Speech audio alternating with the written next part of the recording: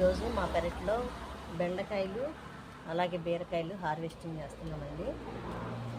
చూడండి, ఇవన్నీ బెండ చెట్టు అన్నమాట. ఇదిగోండి బెండకాయలు ఇన్ని వచ్చినాయి. ఇప్పుడు బెండకాయలు కోసాం కదా, ఇదిగోండి బీరకాయలు. ఇదిగోండి ఇట్లా చెట్టుకి తీగ పెట్టాము, తీగ పాకింది. చూడండి, ఇదిగోండి ఇంకా ఉన్నాయి, చూపిస్తానండి.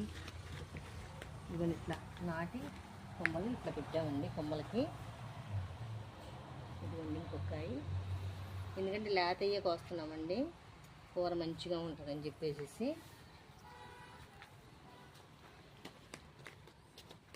ఇదిగోండి ఒక్కొక్క చాట పెట్టాం అనమాట, ఒక్కొక్క చాట ఒక్కొక్క తీగ పెట్టాము.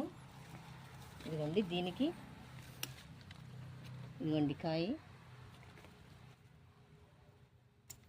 ఎందుకంటే ప్రతి దానికి ఇట్లా పుల్లలు పెట్టేసేసి పుల్లలకి పెట్టామండి.